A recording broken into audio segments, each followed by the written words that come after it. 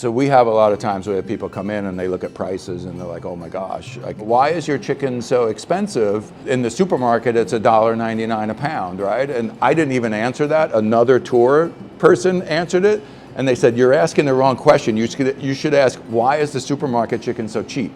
And that's the right question, because ultimately, why is it so cheap? I know my feed costs. My cost is more than $1.99, so there's no way I can sell it for that, but how are they doing that, right? So thinking about it, looking into it, and finding out what the true cost of good quality food is lesson number one.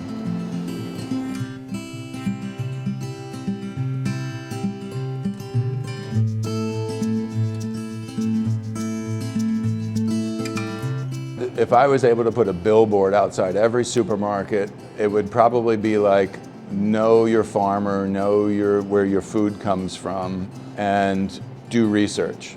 That would probably be a message. It wouldn't be, don't eat the chicken because it's poison. People have the power to do their own work and just scratch the surface a little bit and go under that surface and read about that there's 4 or 5 large companies that control 95% of the supermarket food. And then also look at the ingredients on your packages, right? And that's what I mean by, I won't have to tell them, look at the ingredients. I just have to say, educate yourself and know. Because if you read a list of ingredients that's 3 inches long with stuff that you've never recognized or even that you don't have in your cupboard or your pantry at home, then why should you be eating it, right? So it's really around education and eyes wide open going into a supermarket.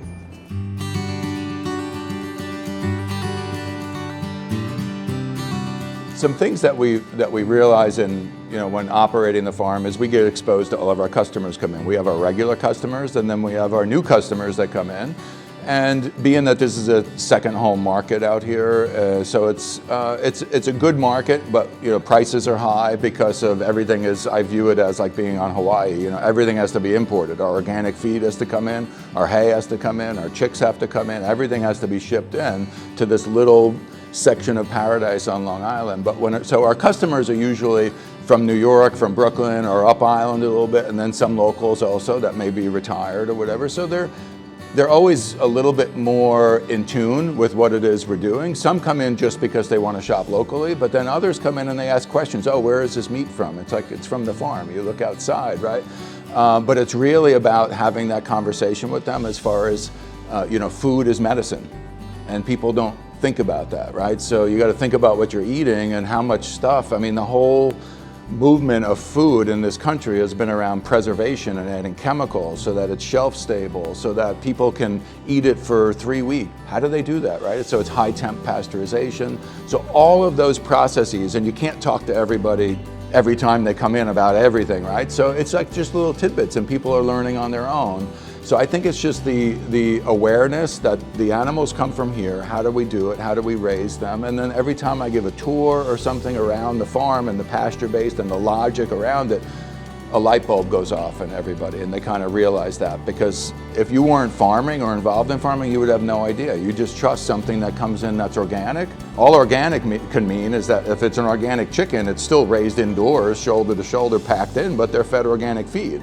So the animal didn't have a better life, they just gave them different food, right, that now they can say is organic. And the same with even organic produce. You can still plow the field, you can still have a sterile soil, and you're just using organic chemicals in there. I believe in regenerative, keeping the soil alive, and no chemicals or no pesticides or no herbicides or anything with regard to that, and protecting nature and everything. So that kind of conversation with our customers, I think, gives them a step above anybody else that would not have the opportunity to talk to us, to learn about what it is we do and why it is that we do it.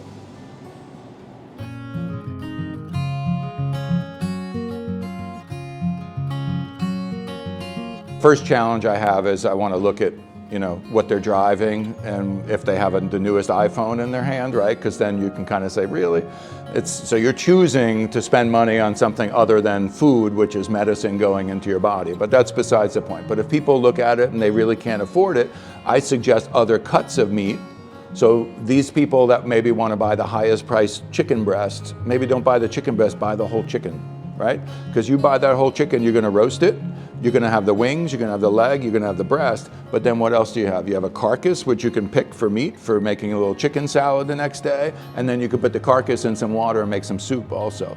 So being smart and thinking about how to use something that may be more expensive and not wasting it and eating a little bit less. So do you need a 30-ounce ribeye? No, you get an 8-ounce piece of meat that you're going to enjoy, that's going to satiate you, that's going to give you the right amount of protein, and move on from that. So it's really just takes a little bit of thought and a little bit of knowledge on what you want to do to cook and to make products that's ultimately going to be more cost effective for yourself.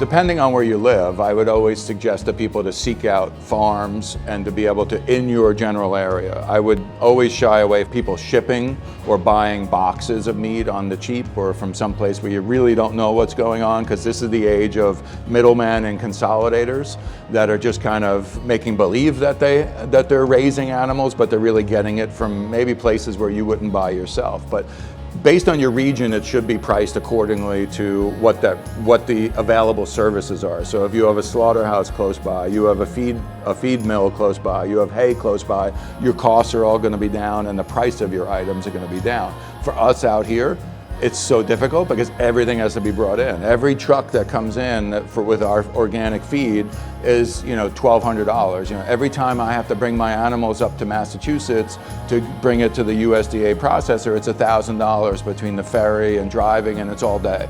So all those costs have to go into it, so it's more expensive.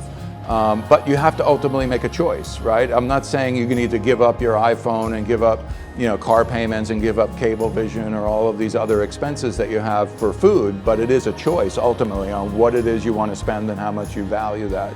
And if you're looking at your health ultimately, then just buy the best food that you can, but get it from a farmer that you know and that you know how they raise that